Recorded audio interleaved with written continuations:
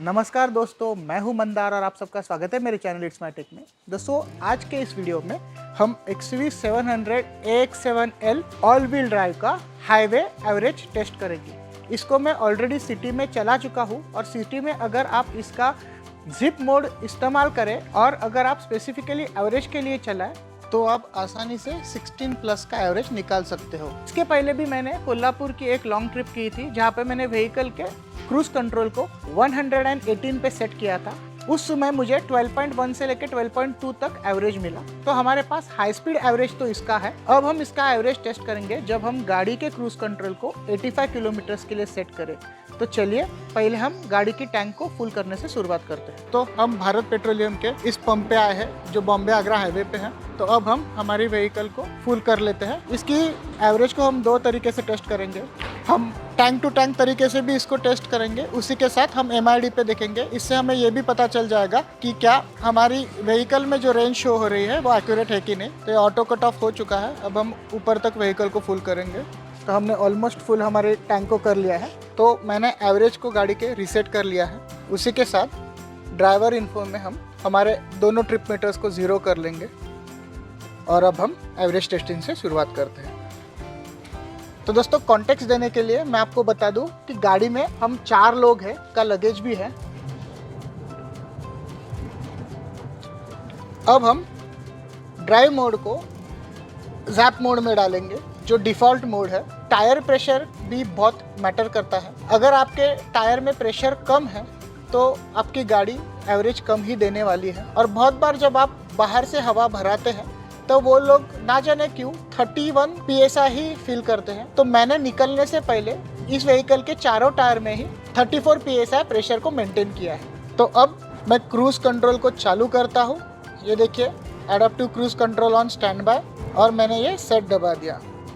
आप इधर नीचे देख सकते हैं कि अब हमारी व्हीकल एडाप्टिव क्रूज कंट्रोल पे है और हमारी जो करंट स्पीड है जो मैंने सेट की है वो 85 किलोमीटर्स पर आवर है।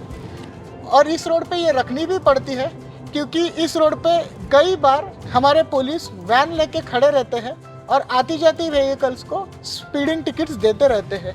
और आजकल 2000 रुपये की स्पीडिंग टिकट टोल के साथ भरना मुझे तो बेवकूफ़ी लगती है। तो हमारे पास कोई ऑप्शन नहीं है ये 85 किलोमीटर्स पर आवर की स्पीड लिमिट को फॉलो करना छोड़ के। ये हमारी इंडियन टेस्ला आप देख ही सकते हैं कैसे खुद ब खुद चल रही है। तो दोस्तों इसके एवरेज टेस्टिंग के साथ हाईवे पे हमारा ये भी चेक करके हो जाएगा कि हमारा एडाप्टिव क्रूज कंट्रोल और लेन कीप असिस्ट या टोटल ही लेवल 2 ऑटोनोमस ड्राइविंग किस प्रकार से परफॉर्म करता है। तो कई बार जब रोड की मार्किंग्स ठीक से डिफाइंड नहीं है ये थोड़ा कंफ्यूज हो जाता है, लेकिन उस प्रकार से वो हमें वार्निंग भी देता है।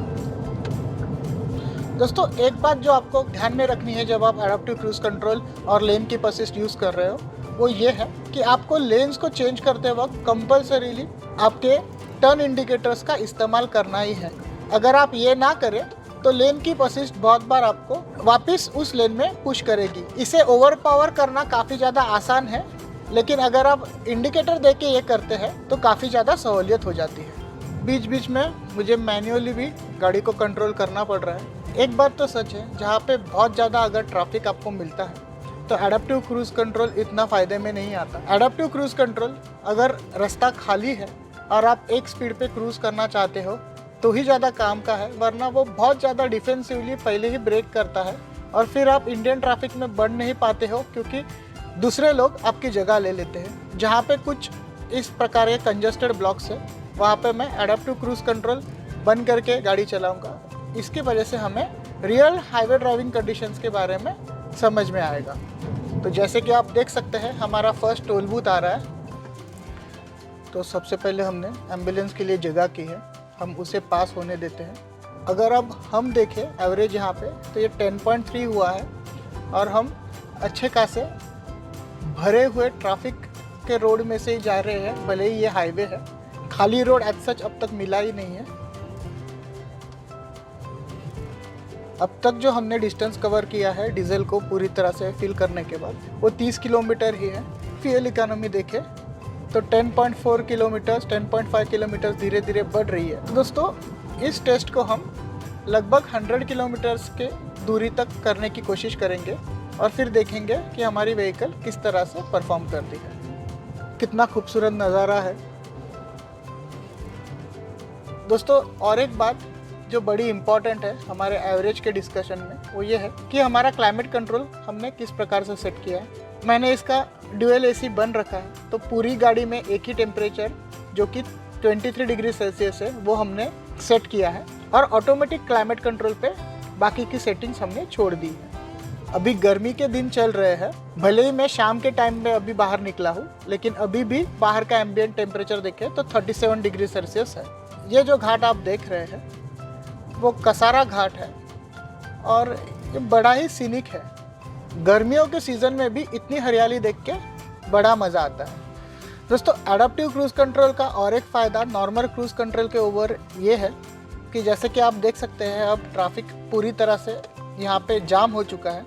इस तरह के ट्रैफिक में भी मुझे ना ब्रेक दबाने की ज़रूरत पड़ रही है ना एक्सीलरेटर, तो आप सिर्फ स्टीयरिंग का कंट्रोल ले सकते हैं और काफ़ी इजीली और आराम से ऐसी जर्नीज़ को कवर कर सकते हैं एडाप्टिव क्रूज़ कंट्रोल की वजह से।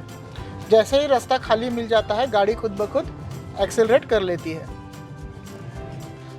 तो दोस्तों हमारे 100 किलोमीटर के ऊपर कवर करके हो गए हैं। अब हम डीजल टैंक में वापस पूरी तरह से डीजल भरेंगे। तो हमने वापस वहाँ तक डीजल भरा है। अगर हम क्वांटिटी देखें तो 6.58 लीटर्स इतना डीजल हमारे टैंक में रहा है। तो दोस्तों आज की अगर हम हाईवे कंडीशन देखें तो वो बहुत ज़्यादा क्राउडेड थी, और एडाप्टिव क्रूज़ कंट्रोल ये बहुत ही ज़्यादा आप कह सकते हैं कि सेफली व्हीकल चलाता है, तो बहुत जल्दी वो ब्रेक्स अप्लाई कर देता है। उसके भी कारण मेरे ख्याल से थोड़ी बहुत एवरेज में 0.1 0.2 की डिफरेंस पड़ती ही है। तो दोस्तों अगर हम ड्राइवर इन्फॉर्मेशन में जाएं तो हमने टोटल जो किलोमीटर्स कवर किए हैं वो है 105.6, जिसके लिए हमें MID में एवरेज 14.4 14.5 जब मैंने गाड़ी रोकी थी फ्यूल भरने के लिए तब दिखा रहा था। तो अब हम मैन्युअली भी टैंक टू टैंक मेथड से कैलकुलेट करते हैं। हमने 105.6 किलोमीटर चलने के लिए 6.58 लीटर्स डीजल लिया टैंक टू टैंक। तो अगर हम कैलकुलेट करें तो हमारा टैंक टू टैंक मेथड से हमें 16 की एवरेज मिली है, जबकि हमारा MID जैसे आपने देखा सिर्फ 14.5 ही दिखा रहा है। MID की जो कैलकुलेशन की मेथड है बहुत ही ज़्यादा स्लो है, तो यहाँ पे ये बहुत स्ट्रेंज है। लेकिन जैसे कि आप क्लियरली देख सकते हैं कि MID जो हमें फ्यूल एफिशिएंसी दिखा रहा है उससे कई ज़्यादा फ्यूल एफिशिएंसी हमें रियलिटी में मिलती है। और मुझे ये एक्सपेक्टेड भी था कि इस क्लास की व्हीकल को एटलीस्ट 15.5 से लेके 16 किलोमीटर्स पर लीटर की फ्यूल एफिशिएंसी मिलनी ही चाहिए, क्योंकि मेरी जो XUV 500 ऑल व्हील ड्राइव है जो कि मैनुअल है उसमें मुझे इसी रूट पे आसानी से 18 तक एवरेज मिल जाता है अगर मैं 85 को क्रूज कंट्रोल डालता हूँ। तो आप में से बहुत से लोग ये जानना चाहते थे कि ऑल व्हील ड्राइव का एवरेज क्या है, और एक प्रकार की कह सकते हैं मिस इन्फॉर्मेशन भी बहुत मैंने देखी ऑनलाइन फोरम्स पे और फेसबुक के ग्रुप्स पे, जहाँ पे लोग हर बार ये कह रहे थे कि मुझे 8 ही मिल रहा है, मुझे 7 ही मिल रहा है। तो इतना कम एवरेज ऑल व्हील ड्राइव के लिए एक्सपेक्टेड नहीं है। ऑल व्हील ड्राइव और non all wheel drive vehicles में हार्डली 0.5 से 1 किलोमीटर का ही डिफरेंस होता है, और अगर ये रोड खाली होता और हम कम ब्रेकिंग करते तो इससे भी ज़्यादा एवरेज मिल ही सकता था। तो मैं आशा करता हूँ कि आपको ये वीडियो पसंद आया होगा। इस वीडियो को लाइक कीजिए, आपके दोस्तों के साथ शेयर कीजिए। चैनल को आपने अभी भी सब्सक्राइब ना किया हो तो इसे सब्सक्राइब जरूर करें, और मेरी अगली वीडियो की नोटिफिकेशन मिलने के लिए बेल आइकॉन जरूर दबाएं। तो अगली बार फिर मिलेंगे। धन्यवाद। Happy driving.